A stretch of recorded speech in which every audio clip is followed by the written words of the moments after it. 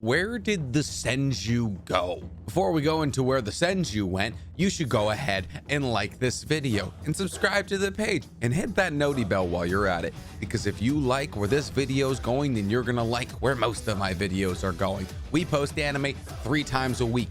Welcome. So one of the largest questions in the Naruto verse is, where did the Senju clan go? I mean, they were one of the strongest clans in the history of Naruto, if not the strongest clan in the history of Naruto. They were known for their massive chakra stores, their regenerative abilities, their ability to master Sage Mode, their Kenjutsu. There was nothing the Senju couldn't do. Well, I guess except for have a dojutsu, but that makes how powerful they were even more impressive. They did all of it without optical jutsus. I mean, really, think about other powerful ninja clans in Naruto and which ones don't have dojutsus. The Uchihas, dojutsu, the Sharingan, the Hyugas, dojutsu, the Byakugan, and then there's the Senju and the Uzumaki, who were distant relatives of the Senju, who were able to accomplish all of that power without having broken eyeballs. So if they were so powerful, how could they just simply disappear off the face of the earth? We know how the Uzumakis disappeared, and I'll be making a video about that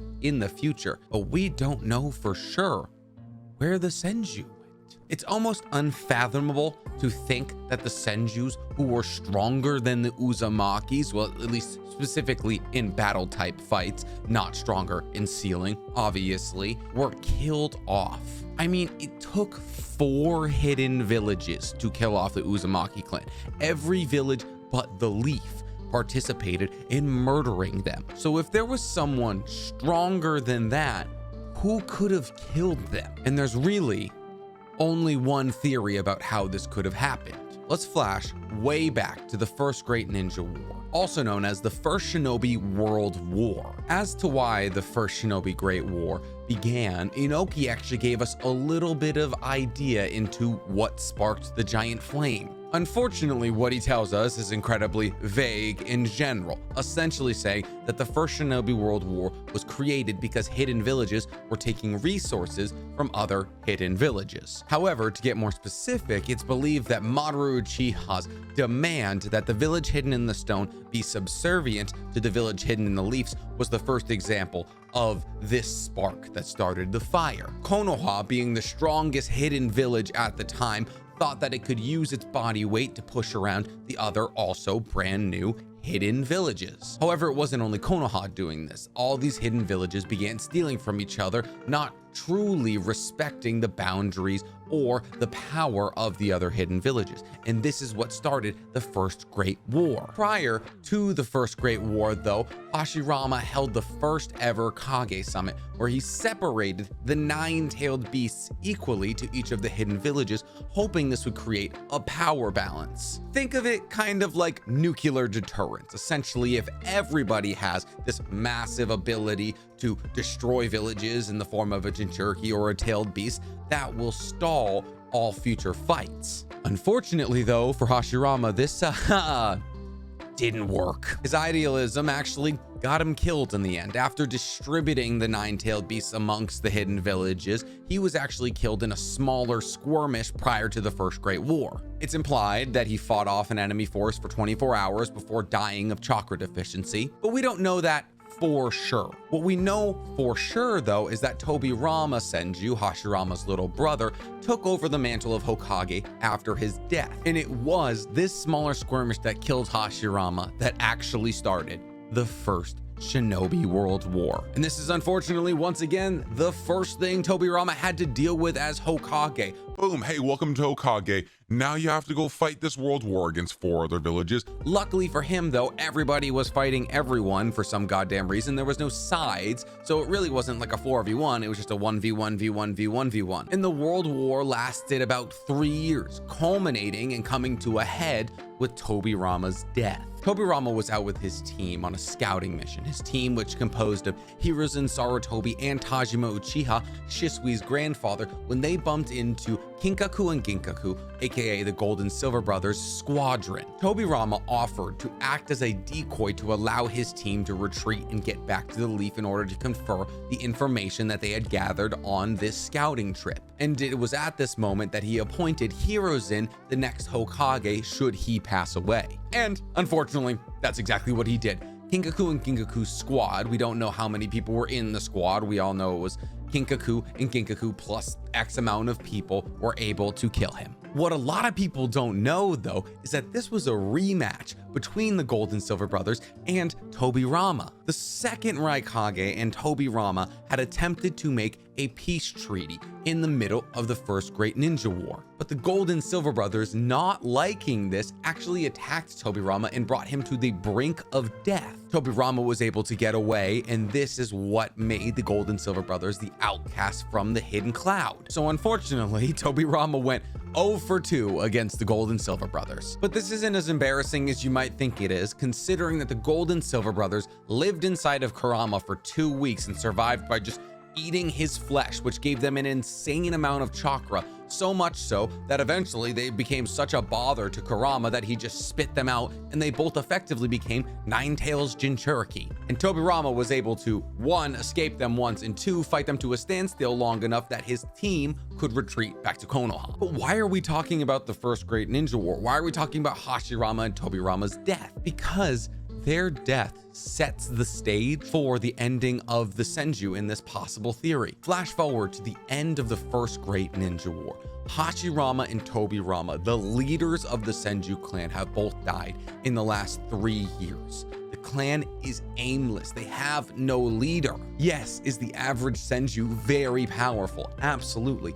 But that doesn't mean they're without their flaws. And after the ending of the First Great Ninja War, actually a year after the ending of the First Great Ninja War, the Senjus gathered in their Senju temples. These Senju temples are well-documented buildings in Konoha. There's one in the north, the south, the east, and the west. This is where the once very massive Senju clan would meet for clan meetings or just celebrations like they were on this night. While celebrating the 1-year anniversary of the end of the First Great War in the beginning of the peace times, they got drunk and libacious. And there was one person who was still alive and saw that the Senju clan, who he had warred with his entire life, was the weakest it would ever be. And that person was Madara Uchiha. The theory states that Madara Uchiha, alongside a traitorous Senju who has no name, made a strike force of 4 groups of people, mostly comprised of Uchihas or powerful Jonins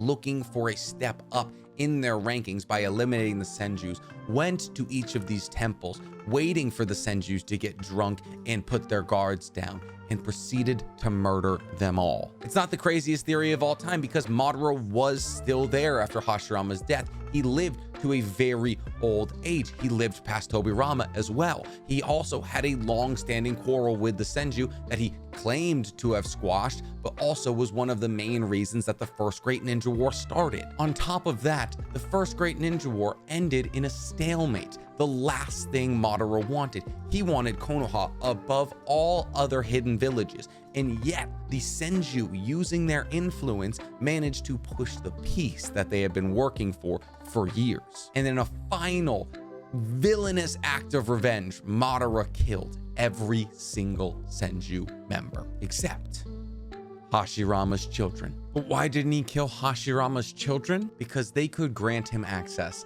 to Hashirama's body. They knew where he was buried, they knew how to get to him, and they could give him Hashirama's cells that he could then later bind onto his body. And in exchange for that, they were allowed to live. And that is why we still have Tsunade, and Tsunade alone. Or there's my theory. This one I created. The previous one I didn't. So you know this one's better. Flashback to when Konoha was first created. Essentially, you had the Uchihas and the Senjus composing a vast majority of the Leaf Village's population. But obviously there was people outside of those clan lineages that were coming to the Leaf. But at the top of those two very important clans, you had diametrically opposed ideologies about how to strengthen the village. For Madara, the idea to strengthen the village came in strengthening his lineage, his clan, the Uchihas. Think about the fact that Sakura is the first person from not in the Uchiha lineage to marry an Uchiha, and that is only because Sasuke didn't have any Uchiha options. For 5 generations, the Uchihas have only bred with other Uchihas in order to keep their dojutsu pure. And this ideology all started with Madara, who cared way more about strengthening the Uchiha than strengthening Konoha per se, because he believed that the presence of a very strong Uchiha clan in Konoha would deter people from attacking Konoha. But Hashirama and Tobirama were different. They believed that the strengthening of Konoha as a whole was the true way to strengthen Konoha. So Hashirama and Tobirama went to their Senju brothers and sisters and said, listen, the true way to strengthen Konoha is to spread our bloodline as far across it as we can. They encouraged the marrying outside of their clan in order to bring their bloodline to as many people who live in Konoha as possible. Female Senjus took men's names. Male Senjus had both daughters and sons that might have moved out of Konoha, but that at the end of the day, the Senju name began to disappear because it was no longer inbred. Because that's what we see from the Uchihas and the Hyugas, inbreeding. But if you think about it, give any last name 5 generations to dissipate from one town, and if it's encouraged that they marry outside of their own family, that will happen. Tsunade is the obvious exemption from this, but that's simply because she was more or less Senju royalty. And if you think about this theory for a second, it actually makes a lot of sense. Because if you reflect on Konoha's strength versus the average hidden village strength elsewhere, Konoha's citizens, the Genin, the Chunin, the Jonin, are all significantly stronger than the Genin, Chunin, and Jonin coming out of other hidden villages. And I know what you're saying. You're saying, Well, what about Gaara and Tamari and Kankuro? well, here's the thing. They're all related to the Kazekage. Obviously, there's some strong people from other villages, but most of them are either related to or have trained with the Kages of those villages. I'm talking on a baseline average. Konoha's citizens are much stronger than other villages. And that's because even though diluted, they have the blood of the Senju running through them, which allows them to have higher healing properties, higher chakra reserves, higher jutsu control. But hey, who knows? Maybe they all just moved away. Maybe they all decided that they wanted to get a big old beach house together somewhere and decided, hey, I'm not gonna live in the leaves anymore. Hashirama and Tobirama aren't keeping me here anymore. But if you liked either of these theories, or even if you just learned a little thing about your favorite anime, make sure you like this video, subscribe to the page, and hit that noti bell, because we post 3 times a week out here, and I guarantee you they're all about as good as this video is right here. Say what you will about the Aburame clan, but at least they outlived the Senju and the Uchiha.